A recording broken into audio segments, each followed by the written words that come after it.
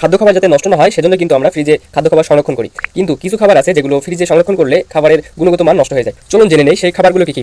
প্রথমেই আসি মধু।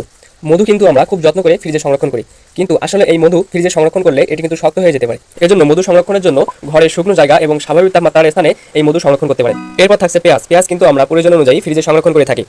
এই পেঁয়াজ যদি ফ্রিজে সংরক্ষণ করা হয় তাহলে কিন্তু পেঁয়াজের আর্দ্রতা কমে পেঁয়াজ নরম হয়ে যায়। এজন্য পেঁয়াজ সংরক্ষণের ক্ষেত্রে আপনি ঘরের স্বাভাবিক তাপমাত্রায় এবং শুকনো স্থানে রেখে দিতে পারেন। ঠান্ডা তাপমাত্রায় টমেটোর স্বাদ কিন্তু হারিয়ে যেতে পারে, এজন্য টমেটোকে আপনারা ঘরের স্বাভাবিক তাপমাত্রায় এবং শুকনো স্থানে রেখে দিতে পারেন। পাকা কলা যদি ফ্রিজে সংরক্ষণ করেন তাহলে কিন্তু পাকা কলার যে খোসা এটা কিন্তু বাদামি রঙের হয়ে যায়। এজন্য আপনি এটি সংরক্ষণের জন্য আপনি ঘরের স্বাভাবিক তাপমাত্রাকে বেছে নিন। ফ্রিজে যদি রুটি সংরক্ষণ করেন তাহলে রুটি কিন্তু শুকিয়ে যেতে পারে, এজন্য রুটি আপনি সিল করা বক্স অথবা ঘরের তাপমাত্রায় রেখে দিতে পারেন।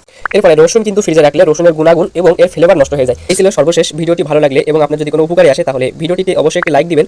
এসি ফ্রিজ রিলেটেড এরকম টিপস পেতে এবং এসি ফ্রিজের বিভিন্ন সমস্যার সমাধান জানতে চ্যানেলটি সাবস্ক্রাইব করে পাশে থাকতে পারেন।